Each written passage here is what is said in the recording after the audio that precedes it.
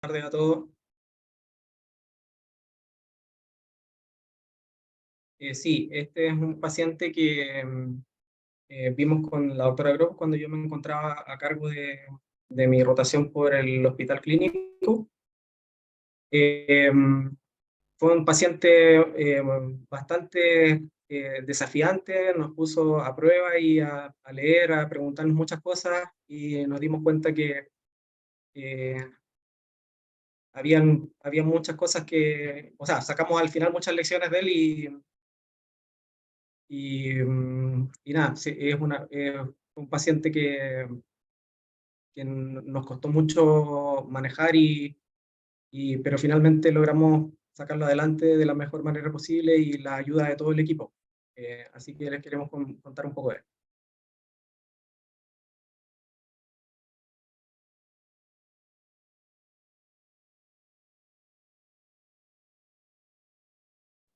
¿Partimos la Listo. presentación? Sí, muchas gracias. Ya. Entonces, a propósito de él, el título de esta presentación es Síndrome IPEX, un caso como presentación como diabetes tipo 1 neonatal. Ya, el caso clínico. Eh, Se trata actualmente es un lactante de 4 meses, 14 días. Eh, Él nació en noviembre del año pasado, es el segundo hijo de padres no consanguíneos, sanos, eh, antecedente de una madre sin patología, embarazo normal, una hermana de 5 años sana,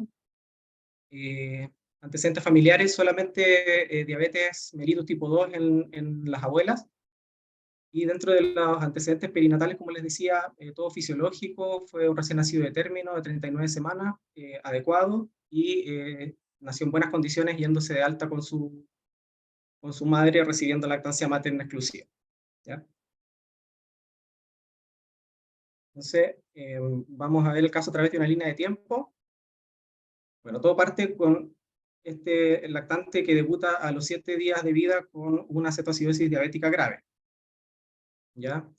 Ingresa al reanimador del Hospital Sotero del Río, este recién nacido de 7 días de vida, deshidratado, en choque hipovolémico, con respiración acidótica, con una acidosis metabólica severa, una hiperglicemia también severa, cetonas positivas, glucosuria y falla renal también, deshidratado. Y también con una respiración acidótica con una falla ventilatoria inminente. Allá se realiza las maniobras de reanimación con volumen, se inicia administración de insulina en bomba, de infusión continua endovenosa y se asegura la vía aérea. Como todo recién nacido grave, se estudia la parte infecciosa, se inician antibióticos y en ese momento, justo en el hospital Sotero del Río, hubo un problema grave de la parte técnica administrativa, por lo cual fue necesario trasladarlo al hospital clínico de acá de la UCE. ¿Ya?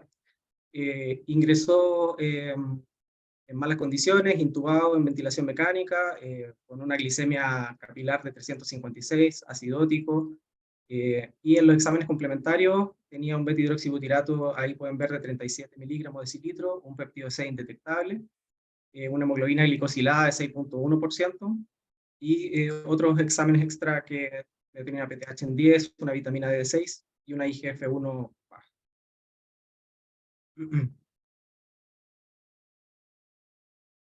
Bueno, este recién nacido entonces ingresó a la unidad, se mantuvo en tratamiento con BIC de insulina, con lo cual se logró estabilizar los primeros días, mejoró el estado de hidratación y más o menos al tercer día de evolución ya está en condiciones de extubarse, presentó mejoría de sus glicemias más estables y resolución de la acidosis. ¿Ya? En ese contexto, eh, nosotros iniciamos el estudio complementario. Desde el punto de vista neurológico, se hizo una ecografía cerebral que estaba normal, electroencefalograma normal. En neurología lo encuentro un poco hipotónico, por lo cual se solicita una resonancia de cerebro que también resulta normal. ¿Ya? Se estudia la parte cardiológica, un ecocardiograma que también resulta dentro de lo esperable, con un foramen oval fenestrado y una función en el límite inferior del ventrículo izquierdo que está en relación igual a un paciente recientemente grave.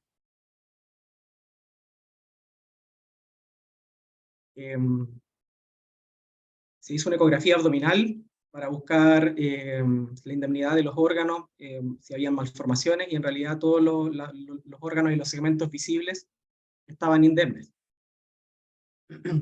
Y se envió estudio genético a la Universidad de Exeter para estudio de variantes asociadas a diabetes monogénicas de inicio neonatal. Eso fue el 22 de noviembre del 2020. Cuando ya el paciente estaba estabilizado con la acidosis resuelta y se necesitaba iniciar la alimentación, se instaló un monitor de glucosa continua, el cual fue un poco difícil de interpretar al inicio, pero obtuvimos una correlación bastante aceptable que nos ayudó igual a mantener monitorizado a este paciente, y pudimos hacer el traslape de la BIC de insulina a bolos basal bolos, o sea, bolos de insulina subcutánea. Fue un poco difícil decidir cuál iba a ser el manejo más óptimo. Decidimos partir con una mini dosis de Levemir, dosis de 0,5 a 1,5 unidades cada 8 a 12 horas. En realidad era casi a demanda, íbamos viendo cómo iban las glicemias y la utilizábamos. Pero aún así la variabilidad, tanto como en hiperglicemia como hacia hipoglicemia, era muy alta. Posteriormente, ya en diciembre, después de una evolución difícil, se decidió también agregar insulina ultra rápida prandial diluida, utilizándose como en intervalos de leche por medio, pero también igual fue bastante difícil el control y mantenía variabilidades importantes, ¿ya? Entonces era un control glicémico difícil y también hacía, o sea, necesitaba un gran esfuerzo del personal de salud.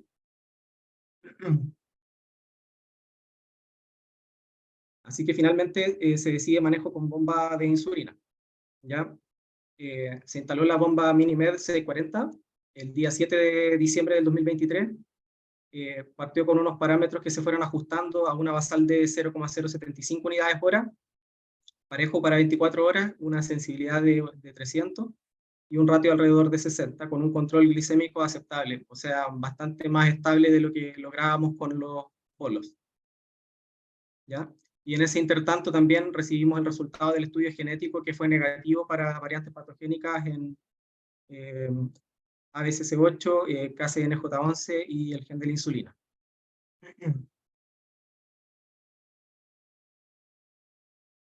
También este paciente en el intertanto de su hospitalización tuvo manifestaciones cutáneas particulares, ya hizo una reacción en relación a la instalación de un sensor, que fue una reacción generalizada con máculopápula y zonas eczematosas también, como pueden ver ahí. Y en general, con cuidados generales, se autorresolvieron. Ya los dermatólogos lo catalogaron como una miliaria profunda.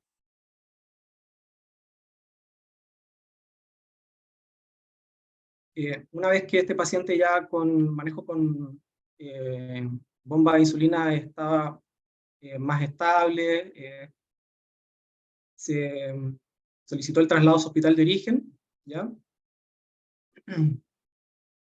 Él ingresó en buenas condiciones, con parámetros de bomba de insulina más o menos similares a los que traía, y en su evolución presentó algunos episodios de descompensación por diarreas, hizo una diarrea por rotavirus, tuvo un episodio de rectorragia y deshidratación con acidosis no cetóxica. ¿Ya? También fue un paciente que tuvo dificultad para tener accesos venosos, por lo cual requirió estadía en UTI varias veces con necesidad de acceso venoso central, y en un intento también se asoció a un aumento de volumen del muslo derecho, que se confirmó que hizo una trombosis venosa profunda femoral derecha, ¿ya? Por lo cual requirió tratamiento con heparina de bajo peso molecular. Actualmente, por eso está en seguimiento hematológico. Bueno, y allá el manejo también en su hospital de origen fue igual difícil, con episodios repetidos de hipoglicemia en relación a estas descompensaciones, que también hicieron desafiante la insulinoterapia aún estando con bomba de insulina. Y estando allá en el Hospital Sotero del Río, se recibió el resultado del estudio genético enviado a Exeter, donde se encontró en el paciente una variante patogénica, o probablemente patogénica, mejor dicho, en el gen FOXP3, ¿ya? Hemicigótica, y está localizada en una zona intrónica, en C-23, una sustitución de G por A, y la madre tenía la misma variante que estaba descrita por el informe como una variante que afecta al sitio del donante del splicing y que tenía correlación tanto clínica como eh, de segregación, y también era una variante que era poco, que no se había encontrado en base de datos de frecuencia alélica, por lo cual era catalogada como una variante probablemente patógena. Entonces los diagnósticos de este paciente fueron diabetes neonatal, que debutó como una cetoacidosis diabética grave, síndrome IPEX y una TDP femoral derecha, ¿ya?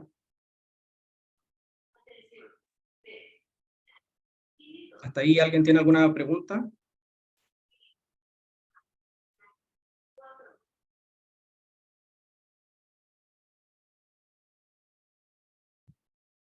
¿No? Ya. ¿Continúo? Hola, solo voy a hacer un comentario en relación a este paciente. Bueno, como todos sabrán, las diabetes neonatales son de súper difícil manejo y fue lo mismo que nos tocó a nosotros. Solo para contarles que al principio partimos tratamiento con Levemir cada 12 horas, a pesar de lo cual las glicemias obviamente eran un poco inestables, pero nunca tuvimos hipoglicemias severas ni hiperglicemias severas mantenidas.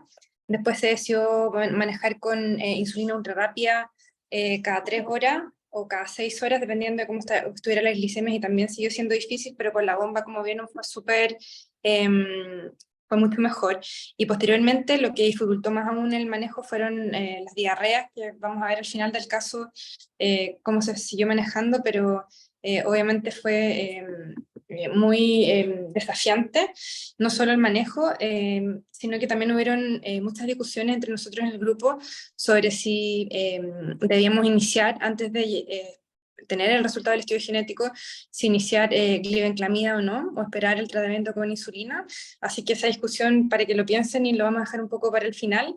Yo creo que no hay respuesta, pero podemos discutirlo por los que les interese. Gracias. Ya. Y si no hay alguna pregunta o comentario, voy a continuar. Ya. Entonces, vamos a revisar este tema. Síndrome IPEX.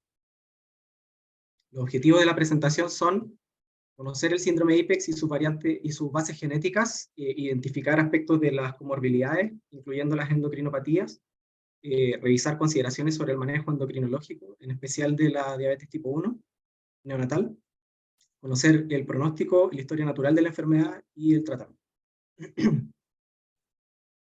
A modo de introducción, el síndrome IPEX es una enfermedad genética, ya es una sigla de síndrome de inmunodesregulación, poliendocrinopatía y enteropatía ligado al X, ¿ya? Tiene una prevalencia muy baja, alrededor de 1 en 1 millón, y hay en el mundo menos de 300 reportes de casos, ¿ya? Se presenta en forma variable, pero lo usual es que partan en el primer año de vida, ¿ya? Y se produce por una variante patogénica del gen FOXP3, que es un gen que se ubica en la región centromérica del cromosoma X, ¿ya?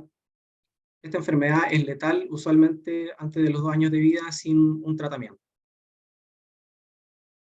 Este síndrome fue descrito en los años 80 por un autor que encontró una familia con alrededor de 18 varones que fallecieron en edades muy precoces.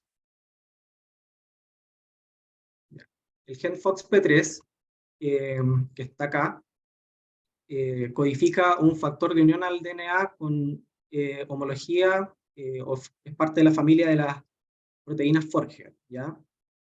Y este sería en particular el Forgead Box Protein P3, ¿ya? Tiene 4 dominios funcionales, ¿ya? Un dominio que es el represor, del dominio de dedos de zinc, de cremallera de leucina, y el dominio Forgead, que es el sitio de unión al ADN, ¿ya? Y en realidad este es un factor que se une al ADN para regular y de esa manera contribuir en el desarrollo, en la diferenciación y en la función de los linfocitos T reguladores, ¿ya? Que los vamos a mencionar con esa sigla, los Treg. Aquí pueden ver los exones graficados en este dibujo y más o menos a cuál exón corresponde cada dominio de la proteína. Y la mutación o variante que encontramos en nuestro paciente está acá en una zona intrónica, está antes del primer exón y con la zona, entre la zona 5UTR, donde afecta al splicing y genera una proteína defectuosa. Estas variantes, como la que tiene el paciente, es infrecuente. Las más frecuentes se ubican en el dominio de unión al ADN. Ya. Bueno, los linfocitos T reguladores son una subpoblación de los linfocitos CD4. Alrededor del 5 al 7% existen los linfocitos T reguladores naturales, que son los que provienen y se desarrollan en el timo, y hay algunos que son inducidos y aparecen en la periferia. ¿Ya? Se caracterizan por expresar el factor de superficie CD25 y además tienen receptores CTLA4 que son importantes en su función, ya que son los que encargados del acople célula a célula y la comunicación para la supresión de la respuesta inmune, ¿ya? Entonces, como dice ahí, tienen una función supresora directa, célula a célula. En general lo que hacen es, a través de estos receptores, por un lado, suprimir por contacto directo a las células presentadoras de antígeno y a los linfocitos B, y también a través de factores solubles como la producción de citoquinas moduladoras, que son, por ejemplo, la interleuquina 10 y la TGF-beta. Cuando hay deficiencia de este factor, se produce una pérdida de la autotolerancia, ¿ya? Debido a que hay una proliferación descontrolada de linfocitos efectores, ¿ya? La ausencia de estas células T reguladoras conlleva también a la producción incrementada de múltiples citoquinas y extensa infiltración multiorgánica por estos linfocitos efectores o activados. También se asocia a respuestas anormales del sistema inmune, que y todo esto en conjunto puede llevar al daño de órganos, conlleva las disfunciones respectivas, también a alguna susceptibilidad a infecciones y en conjunto todo esto a la muerte de los pacientes. Existen también algunos pacientes que tienen fenotipo de IPEX, pero el gen FOXP3 está conservado, y en eso se han encontrado defectos de otros genes que influyen en la homeostasis de los linfocitos T reguladores, como por ejemplo del factor CD25, también de variantes patogénicas de STAT5B, que también se ve asociada a la causa, a la resistencia de GH, y pueden compartir un fenotipo tanto como de alteraciones del crecimiento con esta desregulación inmune. También hay variantes patogénicas del gen CTLA4, que es el receptor a través del cual interactúan las células, produciendo también un síndrome IPEX-like. ¿Ya? Aquí hay como un espectro también, donde además de los síntomas clásicos, frente a algunas alteraciones uno pudiera pensar la presencia de una variante atípica en ausencia de una variante patogénica en FOXP3. ¿Ya? Pero no es el objetivo de la presentación, pero sí mencionar que STAT5B también se asocia a un fenotipo IPEX-like con talla baja, patológica. Las manifestaciones clínicas clásicas de esta enfermedad se dan por la triada diagnóstica de enteropatía, que la presentan casi todos los pacientes, prácticamente un 100%, las endocrinopatías, que poco más de la mitad de los pacientes la presentan, y la dermatitis, que también es muy frecuente, ¿ya? Existen otras manifestaciones que no son muy constantes y son un poco menos frecuentes, como por ejemplo anomalías hematológicas, principalmente citopenias de causa inmune, por ejemplo trombocitopenia inmune, anemia hemolítica, incluso neutropenia. Pero también existen otras manifestaciones que no se sabe muy bien si son producto de la desregulación inmune o también son producto de las complicaciones de las manifestaciones primarias, ¿ya? Como por ejemplo infecciones o compromiso renal.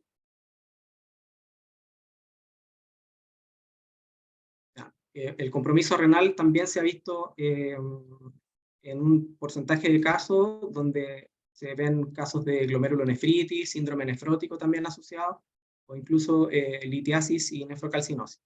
Son manifestaciones bien heterogéneas. La enteropatía es usualmente la primera manifestación de la enfermedad, que es una diarrea que empieza precozmente en la vida y que se hace muy severa y difícil de tratar. ¿Ya? En los estudios histopatológicos se puede observar infiltración de la lámina propia y de la mucosa por linfocitos T activados. También evidenciar en exámenes la presencia de autoanticuerpos, que son producto de los linfocitos B, y los que están asociados a enteropatía son los antiarmonina y los antivillina. Esta produce un síndrome de mala absorción con falla de medrio importante en los primeros meses, años de vida, que puede llegar incluso a ser intratable y requerir nutrición parenteral incluso antes de los 6 meses de vida.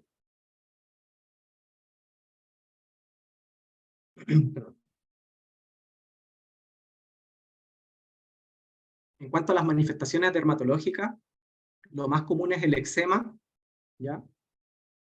Que se presenta prácticamente en la mayoría de los casos, y también pueden haber manifestaciones que se pueden solapar, como la presencia de una dermatitis atópica severa, difícil de manejar, recalcitrante. A veces se puede manifestar como rash episódicos, y menos frecuentemente como dermatitis exfoliativa, psoriasiforme. Incluso se describe la alopecia areata.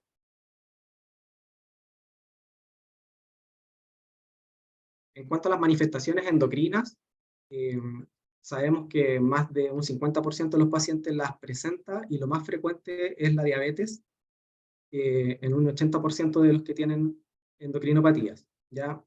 En segundo lugar, como manifestación aislada, son las alteraciones tiroideas, principalmente el hipotiroidismo, pero es más frecuente que cuando se da el hipotiroidismo sea asociado a diabetes, ¿ya?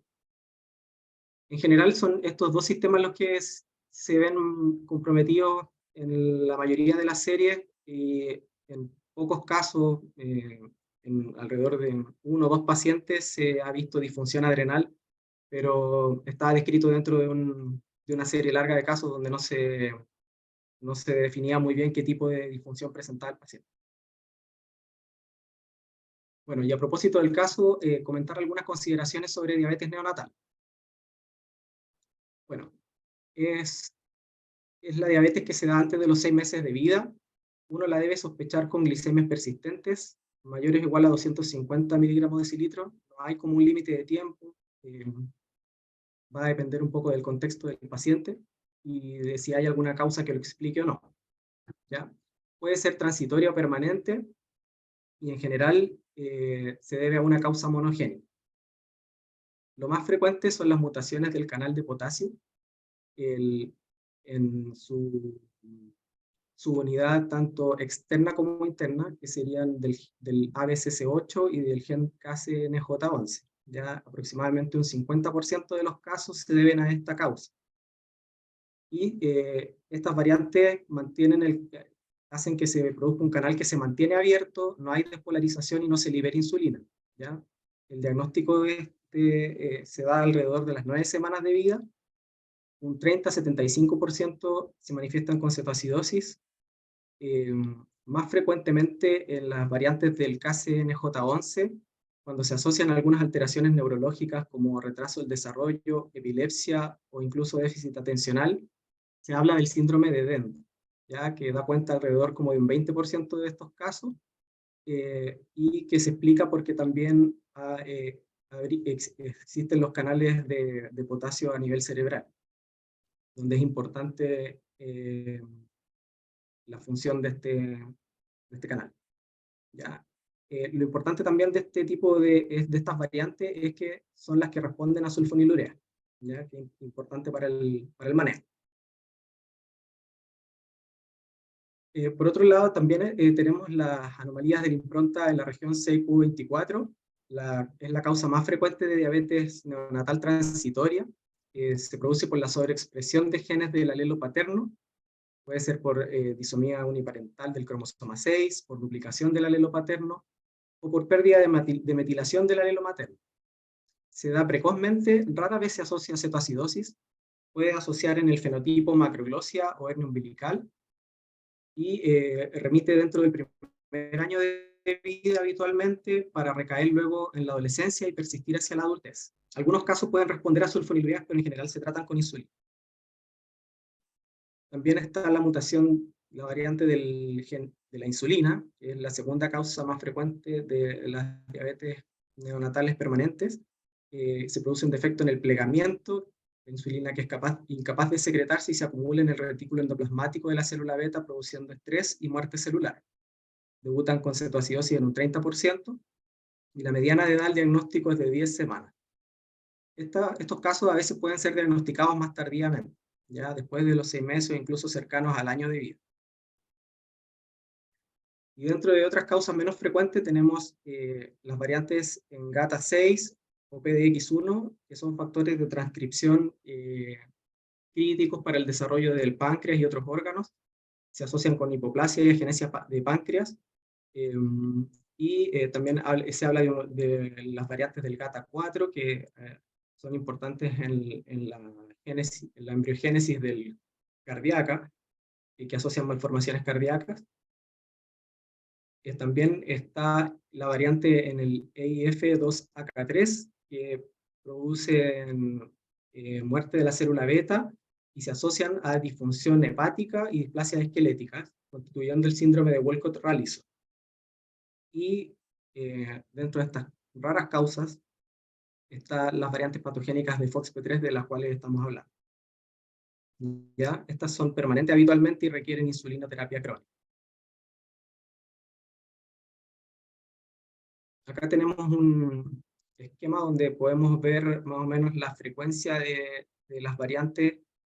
Esto es del equipo de Exeter, donde ellos tienen estas bases de datos, van reuniendo los casos de los pacientes y van viendo qué porcentaje se distribuyen, tanto cuando hay antecedentes de consanguinidad como sin antecedentes de consanguinidad. ¿Ya? En conjunto, la positividad del TG, o sea, de encontrar la posibilidad de encontrar una variante patogénica va alrededor de un 81-86%. Cuando son casos no consanguíneos, lo más probable y lo más frecuente son las variantes del canal de potasio, como lo estuvimos conversando, y más habitualmente del KCNJ11. ¿Ya? Alrededor de un 13% las alteraciones de la región CQ24, del gen de la insulina un 10% más o menos, y para que vayan haciéndose como una idea de lo infrecuente que son las variantes en FOXP3, que con o sin antecedentes de consanguinidad no dan cuenta de más del 1,5%. ¿Ya? Y lo otro relevante es que cuando hay antecedentes de consanguinidad, las variantes del canal de potasio son menos frecuentes, y la que sí se hace más importante es la variante en el EIF2AK3, que es el síndrome de Walcott-Rallison, que puede llegar hasta un cuarto o 25% de los casos. Bueno, en cuanto a unas breves palabras del manejo agudo de la diabetes neonatal, lo importante es asegurar una carga de glucosa que permita mantener al paciente estable, y iniciar BIC de insulina con dosis muy bajas, o sea, más bajas de lo que se utiliza habitualmente en los pacientes más grandes. Hablamos de dosis de 0,02 a 0,05 unidades por kilo por hora.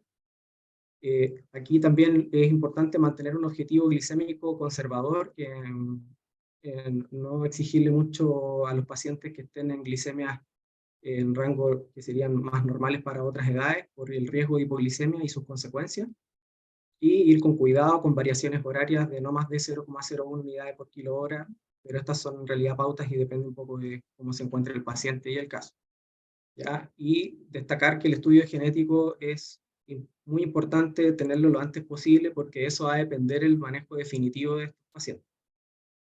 Y aquí también algunos autores y en algunos artículos postulan el realizar una prueba terapéutica con sulfonilurea, dado la alta frecuencia de variantes en el canal de potasio, ¿ya? Entonces, en este artículo sugieren incluso un algoritmo que una vez que tenemos al paciente estable y solicitamos el estudio genético, si es un paciente que no tiene características de diabetes sindrómica, que uno pudiera iniciar una prueba terapéutica con sulfonilurea, ¿ya? Y si es exitosa, el paciente va a andar mejor y vamos a corroborar una variante, probablemente el canal de potasio, con el estudio genético cuando llegue. Y si es fallida, vamos a proceder igual como procedimos con pacientes que tengan características sindrómicas, que sería esperar el resultado del estudio genético, mantenerlo en terapia con insulina, y el tratamiento va a estar basado en la etiología y en la causa encontrada, ¿ya? La insulinoterapia es difícil decidir la modalidad o qué tipo de insulina utilizar. Los más descritos son utilizar bolos de insulina ultra rápida diluida a demanda, dependiendo de las glicemias del paciente. Incluso dependiendo de la duración, pueden requerir la administración intercalada con las leches, las alimentaciones. Pueden requerir dosis de basal bajas, como de 0,2 a 0,4 unidades por kilo día, y no se recomienda para nada, obviamente, utilizar insulinas como la NPH o la regular, que conllevan a mayor riesgo de hipoglicemia.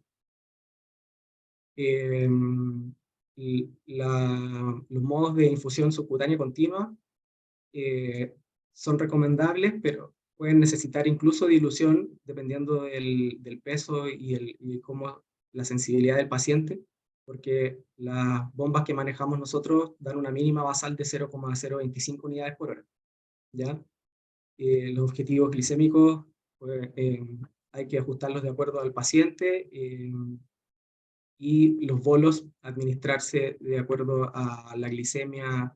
Uno no le exige mucho, en general de 250 miligramos de cilitro hacia arriba, administrar bolos prandiales. Ya. Volviendo al síndrome de IPEX, el diagnóstico se da a través de las manifestaciones clínicas, la presencia de la triada, o ya cuando uno tiene la sospecha, por ejemplo, ante la presencia de una diabetes neonatal y autoinmunidad asociada. El estudio inmunológico va dirigido a identificar las subpoblaciones linfocitarias y la presencia o disminución o ausencia de los linfocitos T reguladores, que se usan estos factores de diferenciación, el CD25 y el CD127. También se puede ver inmunoglobulina E elevada, es habitual, incluso inmunoglobulina A también. Y la presencia de autoanticuerpos contra los órganos blancos, que serían páncreas principalmente, tiroides y el enterocito. Esos no están disponibles acá en Chile, los antienterocitos. Finalmente, el diagnóstico de certeza se va a hacer mediante el estudio genético, que en la práctica puede ser a través de la secuenciación dirigida hacia genes de interés, o el estudio del exoma completo. Bueno, en cuanto al tratamiento, considerar que la historia natural es que sin tratamiento una gran parte de estos pacientes fallece antes de los 2 años de vida.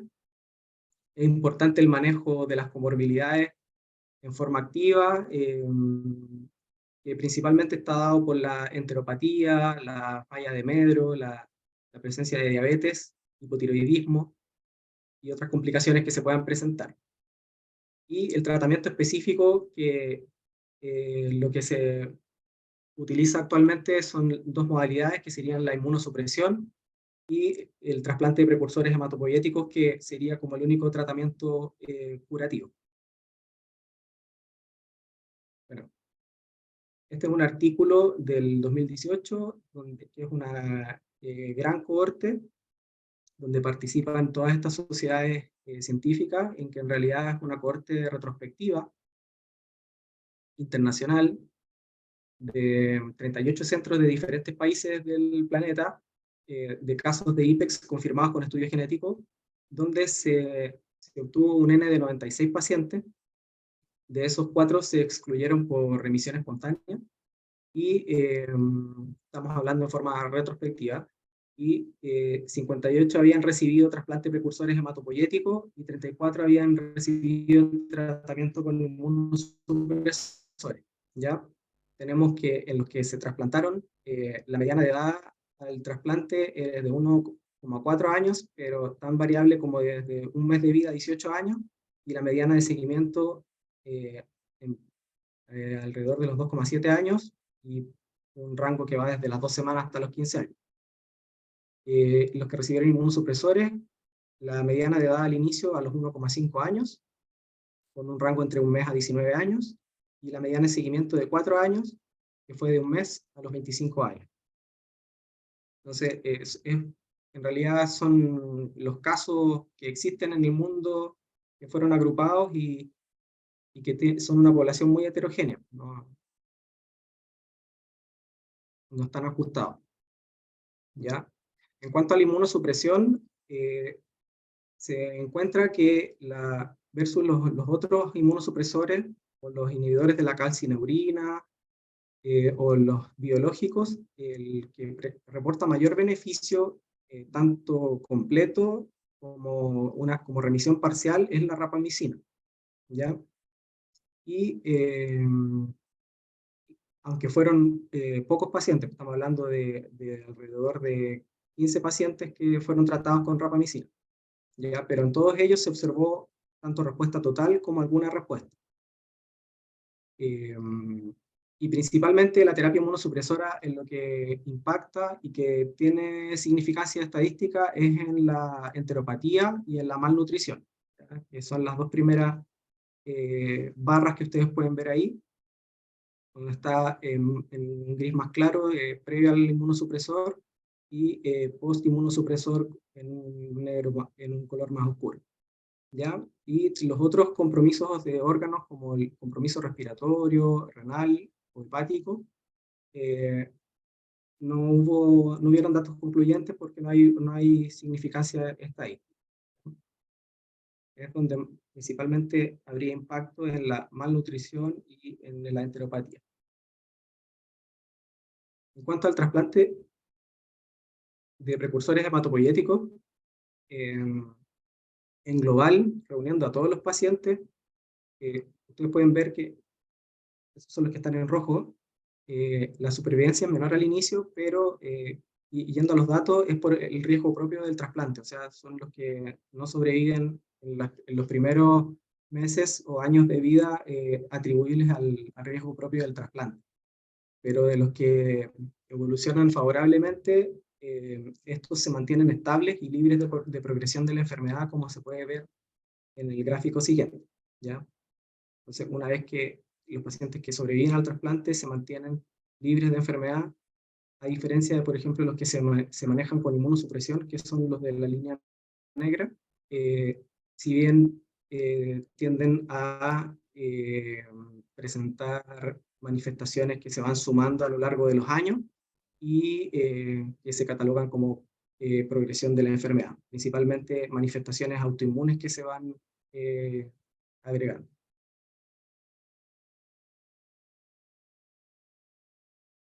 En todo caso, como son N pequeños, esto no alcanzó significancia estadística, pero lo que sí es importante es que en cuanto a las variables asociadas al outcome en trasplante de precursores hematopoyéticos, si bien no hay diferencias tanto por el régimen de condicionamiento, el tipo de donante, el quimerismo alcanzado o la fuente de las células, la única variable que se asocia a un mejor outcome es la condición previa del paciente, ¿ya? Y para ello utilizaron un score de compromiso de órganos que iba de 0 a 5 y cada compromiso otorga un punto, donde consideraron las variables que se asociaban a más mortalidad: la diarrea intratable, la desnutrición, la disfunción hepática, el compromiso respiratorio y el renal, ¿ya? Y en este caso sí hay una diferencia estadísticamente significativa, como pueden ver ahí, entre los que sobreviven y no sobreviven al trasplante, ¿ya? Y también es importante que no hay diferencias en la supervivencia al trasplante en cuanto al régimen de condicionamiento, por lo cual en muchos pacientes se utilizan regímenes de intensificación, perdón, regímenes de intensidad reducida, ¿ya?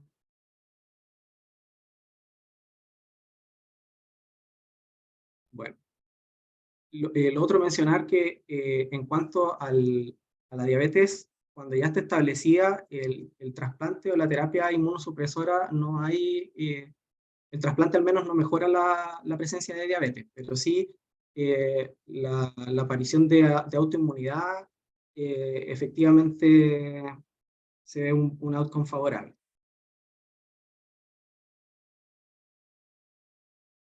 Entonces, vamos a continuar con nuestro caso clínico. Bueno, una vez que se obtuvo el resultado genético, se hizo una reunión multidisciplinaria con la familia, donde participó inmunología, endocrinología y genética. Se entregó la información sobre el diagnóstico, se planteó el tratamiento, o sea, como tratamiento curativo, el trasplante de precursores hematopoyéticos, y también se conversó sobre la posibilidad de ingreso a la ley Ricarte-Soto, dado que esta sería una diabetes tipo 1 mediada por autoinmunidad. Y se inició tratamiento con rapamicina con sirolimus el 27 de enero. De la parte gastroenterológica, bueno, tuvo estos episodios de diarrea que comentábamos antes. Hubo un episodio de rectorragia que fue compatible con alergia a la proteína de la leche de vaca, por lo cual se inició fórmula aminoácidica, por lo cual el paciente se mantuvo mejor, más estable, y se hizo una endoscopía digestiva y colonoscopía con biopsia, donde se encontraron algunos elementos de enteropatía y aumento de eosinófilos en la mucosa, y no había compromiso del páncreas exocrino, la elastasa fecal normal y el esteatoclito que estaba negativo. En cuanto a la parte inmunológica, se estudió con subpoblaciones linfocitarias que estaban normales, los niveles de linfocitos T reguladores que también estaban normales, pero eso también puede verse teniendo una variante patogénica del FOXP3, incluso con manifestaciones clínicas, ¿ya? Se obtuvieron los marcadores inmunológicos de diabetes que estaban positivos, confirmándose la autoinmunidad de la diabetes, y también anticuerpos antitiroideos, donde el anti-TPO está un poco por encima del valor normal. Se mantiene eutiroideo hasta la fecha.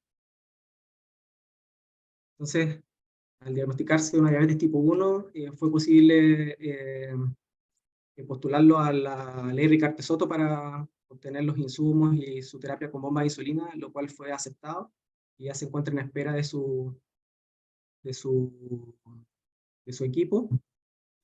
Se envió el estudio genético de su hermana, que es la potencial donante, a la Universidad de Exeter para ver si es portadora o no de la variante.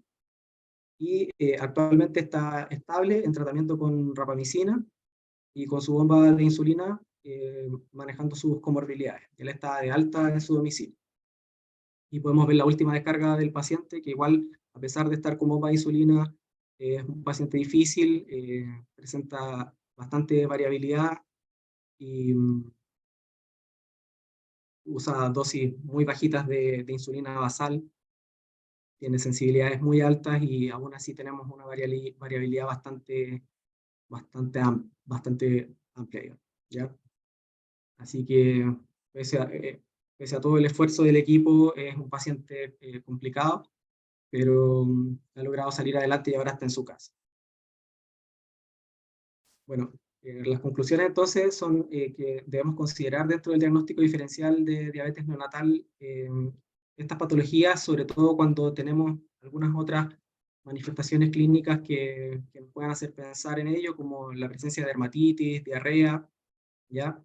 Sospecharla cuando hay autoinmunidad de inicio precoz y tener en cuenta la triada diagnóstica. Como vimos en este caso, el manejo puede llegar a ser muy desafiante y hay que individualizar las decisiones, las modalidades de la terapia de insulina, si utilizamos basal y utilizamos bomba de infusión, bolos, bomba de insulina subcutánea, fue todo muy dependiendo del contexto del paciente y viendo objetivos que podíamos lograr o no. Eh, saber que la inmunosupresión mejora la autoinmunidad, pero no la progresión de la enfermedad, ¿ya? Y eso también impacta en la calidad de vida de los pacientes. La rapamicina, si bien ha venido a ser como el tratamiento de elección, en los datos retrospectivos que vimos, estos pacientes igual en el tiempo, con los años, estamos hablando de seguimientos que fueron hasta los 20, 25 años, estos pacientes igual desarrollan otras patologías autoinmunes y van deteriorando la calidad de vida de los pacientes y conllevan a la muerte. El único tratamiento curativo es el trasplante de precursores hematopoyéticos, pero antes del compromiso de otros órganos que pueda ser importante eh, para tolerar un procedimiento así en este tipo de pacientes. Eso. Gracias.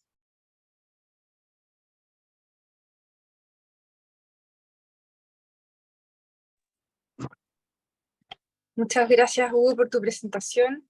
Un esfuerzo multidisciplinario de muchas personas que han participado en el cuidado de este niño, actualmente en el Hospital Sotero del Río. Ahí veo a la Karima, parece, no sé si quieres complementar o agregar algo en relación a este paciente. Yo creo que Hugo ya dijo casi todo, está súper completo, pero Karima, no sé si quieres decir algo. Hola, muchas gracias. Efectivamente, el paciente ha sido súper complejo. Al primer momento que llegó grave al Sotero y que desgraciadamente ese día hubo un problema del sistema informático y laboratorio y no se tenía muestras de forma rápida y por eso se trasladó a la Católica para el manejo de urgencia, en que ahí se manejó como otros pacientes con cetoacidosis con la dificultad de ser tan pequeño. Usted particularmente, tú gestionaste el estudio genético que nos ayuda a tener más rápido la causa y que siempre uno piensa primero en el canal de potasio y nunca piensa en esta entidad tan rara y mucho más compleja.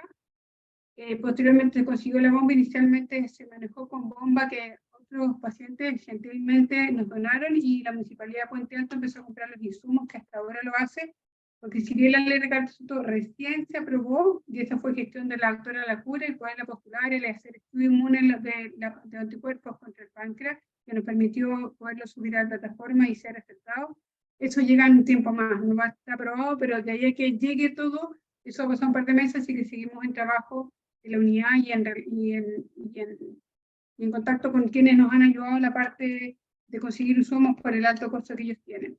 Afortunadamente, hasta el momento han tenido un curso de buena evolución, como decía Hugo, la dificultad es llegar en malas condiciones al trasplante. Mientras más mal llega y más patología tiene, específicamente la enteropatía, el peso y la falla de metro, es lo que más afecta el outcome a futuro. Pero por otra parte, si no se trasplanta, su futuro sabemos que no es bueno. Estamos esperando el resultado de la muestra de la hermana para ver si es donante desde el punto de vista de que no sea portadora de la variante patogénica, y a la vez ya se hizo está en espera el resultado de estudio HLA en el Hospital Calamaquena, donde se va a realizar el trasplante, que la idea es, en cuanto tengamos los HLA compatibles, el estudio de la hermana si lo fuera, y si no hay que optar por donantes de Banco de Sangre Internacional para poder hacer el trasplante, que es lo que nos apura antes que se nos deteriore. Como dice Hugo y los demás, es una patología de súper difícil manejo, uno ve ahí 40% en rango, y créanme que ha sido difícil, ha tenido mucha labor la doctora Lopurque lo vio en la parte del verano, después yo y Carolina Naranjo, la enfermera, en una comunicación súper fluida con la madre, con la abuela, que estamos casi hablando todos los días y citándose control semanalmente, al menos o 2 veces a la semana, para ajuste de dosis, pero son dosis ínfimas. Aún nos falta llegar a la inyección de insulina, que sería la segunda patita, si es que no nos funciona con la mínima dosis que pone la bomba, que es con lo que está actualmente bastante. Y eso es un desafío interesante, además como patología, esperamos que salga bien, porque más adelante va a tener una foto de la guaguita unos 3 años más.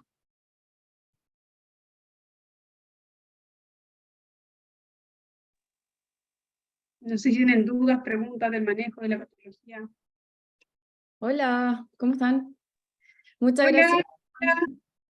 Hola, hola. Muchas gracias, Hugo, por la presentación y al equipo en realidad por toda la experiencia.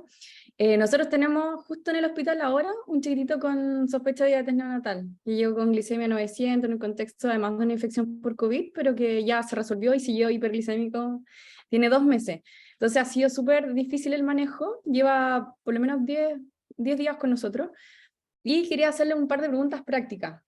Con respecto a las dosis de insulina ultrarrápida y totales, más o menos, ¿a cuánto llegaron?